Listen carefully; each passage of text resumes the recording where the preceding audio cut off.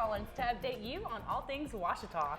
That's right, Caroline. We are so excited to be back in the studio and are looking forward to a great semester. The past few weeks have been a busy time for Ouachita students with Rush and Pledge Week taking place right when we return to campus. Georgia Richards has a story on Ouachita Rush Week. From white shirts and khakis to purple ties and black heels, over the past couple of weeks, Ouachita started the new year off with Rush Week. Many freshmen and upperclassmen got to experience something like no other. I got to catch up with some students about their experience of Rush.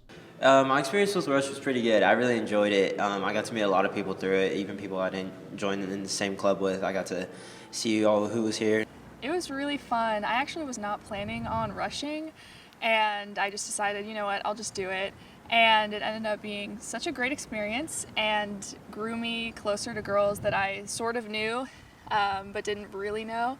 And yeah, it was just super beneficial to my mental and spiritual growth. It was just a totally unique experience. I got to interact with each of the different clubs and meet different people, and ultimately I found my place in the Women of EEE. So it's just a really rewarding experience. Although rewarding and fun, Rush Week didn't appear magically out of a hat. It took several upperclassmen and alumni to make this week happen. I caught up with upperclassmen Erica Chapman and Grace Webster to see all the work that was put into this week. Yes, so I have a co-chair, Brunson, and so over the break, we were elected in early November, and so we had from then until bid day to work on Rush stuff. So kind of over Christmas break, we divvied up the tasks pretty much in half and just did everything we could over the break so that whenever we came back, it was perfectly ready for all the members to just get started. So I had a lot of fun planning Rush. I had a great committee of about 15, 16 people. Many of them are my close friends, and a lot of it was just using their ideas and working together as a team and really just seeing how Tri-Chi could flourish, because right now Tri-Chi is flourishing, and so it was a very exciting process. With a lot of time, effort, and prayer, it came time for clubs and students to make the decision on their lifelong family and friends. I have a lot of friends that were in Ada, but I was still trying to keep my options open and stuff. But I just really like the guys. They all have fun. I don't know. It was a nice little brotherhood.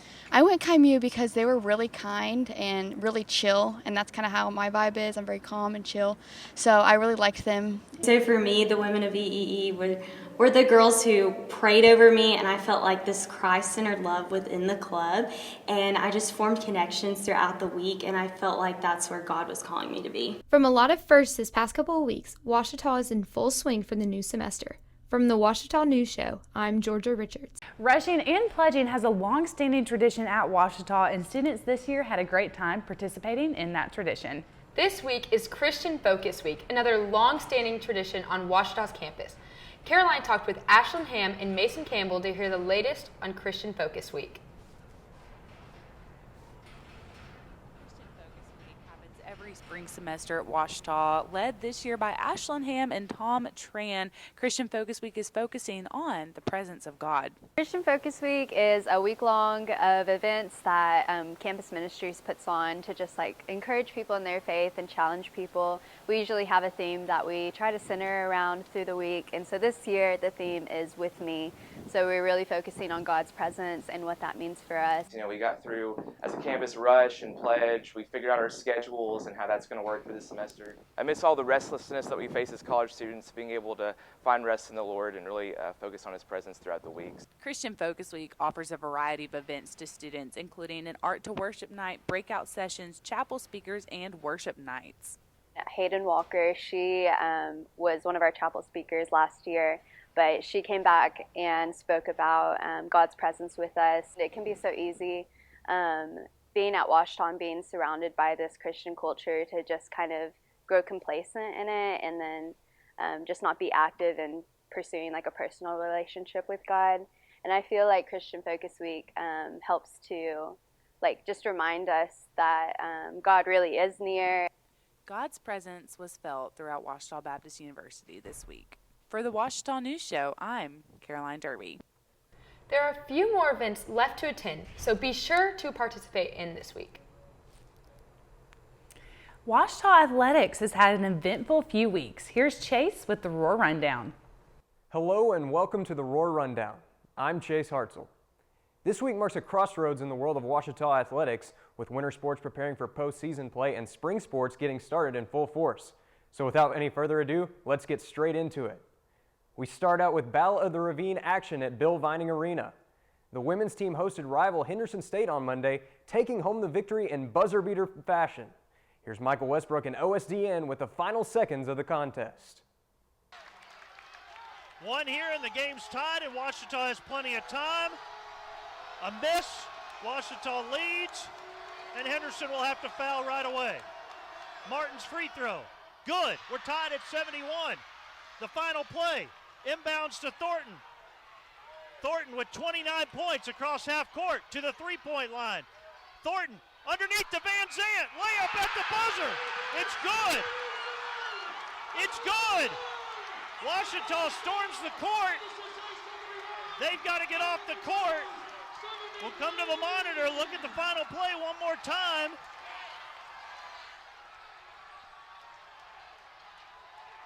Referees over here. Countdown, Van Zant. You need to see it again?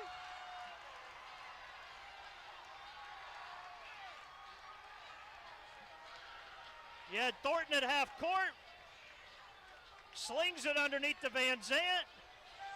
Way ahead of the buzzer. It's good.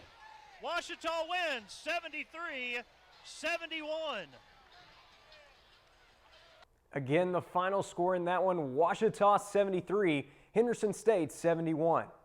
The men's team also faced the Reddies on Saturday, holding a lead through most of the second half. Over the final 2 minutes and 21 seconds of the game, Henderson went on a 12-0 run, clinching a 57-49 win for the Reddies. This week's split with Henderson came directly on the heels of a split meeting with Harding. On Saturday, the men's team claimed an 82-75 victory over the Bison, while the women's team fell by a score of 79-72. Both teams will be back at Bill Vining Arena for more GAC action on Thursday and Saturday, and you can catch those games at osdn.live. We shift our focus now from winter sports back to the fall sport of football. Last week, Greg Jr., a senior corner for the Tigers, became the first player in school history to represent Ouachita at the Reese's Senior Bowl. Our own Matthew Branch and Noah Grimes followed Jr. to Mobile, Alabama for practices leading up to the big game. Here's what some coaches and NFL scouts had to say about Jr. I'm really proud of Greg, what way he's practicing, and I even know last week was even better. I'm hoping tomorrow will be better for him, but no, I think there's two Division II players in the whole bowl practice and bowl week this week, so it says a lot about Greg Jr. and hopefully it'll be good for our program as well.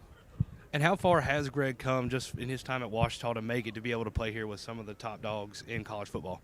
Well, Greg's always been a superior athlete, even from high school. I mean, he's statistically, he's hard to beat.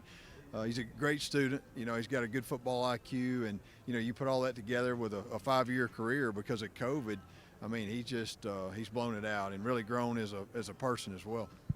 He's grown a ton. When I got there March 7th of his freshman year, you just saw a kid, struggle walking and chewing gum from a DB coach's standpoint, man, and just every day. It wasn't semester, it was every day. You kind of saw him wanting to get better. He was wanting to learn. So it's been a blessing to coach him. He came in with a really good class. I know our record kind of shows that with that group of class. So I think, he wanted it, and that class was a special class. So he had the support. He got after it tough, man, and then when we had the COVID year off, you saw it change. And it starts going ×2 versus +1 every single day with him, and just kept getting better and better and better. What all does he do to be that coachable player to get better? Man, I think with Greg, man, he's a blessed kid mentally, and he can pick stuff up on the fly. And, he's one of those guys, he's from Crossett, Arkansas. He's playing with a chip on his shoulder. He had 2 or 3 offers out of high school, all Great American Conference high school, but he was just as fast, just as strong as everybody else. So for Greg, man, he's graduated with 3.55, so he's a smart kid. So now it's like I just need to learn football. What is actually this cover 3? What is a read step? What is this? And I think once he started to learn how football was actually played, he just took off. And you saw it his sophomore year when he started to take off a little bit. 5'11 and a half is 5'11 and a half. I don't care what stage you're on. 200 pounds is 200 pounds. I don't care what stage you're on. 442 is 442 on the laser. I don't care who calls it. So be you. You're a big, strong, smart kid, and just be you and don't look at the logo because that Ouachita helmet's out here just like it is with Ole Miss. So I think once he kind of relaxes that and realizes these people put their pants on just like me, I think he'll just take off and start to flourish. It's just crazy how I watched them during the season on TV. It's just at the end of the day you gotta remind yourself that it's just football. At the end of the day, we both got to put on helmets, shoulder pads, and the jersey and cleats. So really, I mean, it's at that moment I was just like, wow, he's from Alabama or Ole Miss, Power 5 school. But at the end of the day, it's just football. You just got to go out there and compete. I mean, you look at Greg, first of all, he's a big kid, right? He's not one of those skinny guys playing corner. He's a really big kid at the quarterback position, and he shows that physicality on the football field. But he also has the athleticism and the light-footedness to really stick with guys in coverage. I think he's got some room to grow, playing the catch point a little bit at times in certain situations. But outside of that, especially last week, I asked him, I walked up after practice, I was like, hey, Greg, has anybody beat you yet? He was like, yeah, one contested catch. But he was locked down all week out there, and he was one of the big, I don't want to say surprises, because we almost expected it because of how highly we thought of Greg watching him on film. So at the NFLPA game, Greg did a great job. He really had scouts talking and buzz and said, hey, we want to see him getting in that mobile today. Had a little bit of nerves, I think, coming out, but hopefully he bounces back. So I think, the biggest thing he needs to work on with him, number one, is just, hey, I don't care that I'm from D2. Whoever lines up across from me, I'm still better than them, and go out and dominate that way. And then secondly, kind of what we're hearing is just a little technique from scouts in terms of improvement. But he's going to test really well. He's very, very athletic. He's, got some freaky abilities and, very, very tenacious. So he's got a good set, just can improve a little bit to hopefully get to that point of drafting. It says a lot for him to even be here. And so now it's like, hey, let me grind it out. Let me show that not only should I be here, I deserve to be taken above some of these other guys. And that's really the next couple of days are going to be huge from that standpoint. Last week, and I think yesterday, I was watching a lot of trenches, but I saw a little of him, and I think he showed once again that he belongs on the big stage. He belongs with the best seniors in college football. Congratulations again to Junior on this incredible achievement. OSDN will continue to follow his journey throughout the NFL draft process. Back here in Arkansas, both baseball and softball opened up their seasons this past weekend. The Tiger baseball team participated in the Mike Dugan Invitational, playing their first two games at Henderson State University on Saturday. The Tigers fell to the Reddies 4-0 in the first game before dropping a 1-0 pitcher's duel to Northwest Missouri State later that day. On Monday, however, the Tigers traveled to the Spa City and the newly constructed Majestic Park, where they warmed up the bats and defeated Rogers State 10-7. The Tigers will play their first 4 games of the year at Rab Rogers Field this weekend, opening up a 9-game homestand. The Tigers softball team played in the McGee-Hawkins Invitational, facing harsh winter conditions over the course of the weekend as well.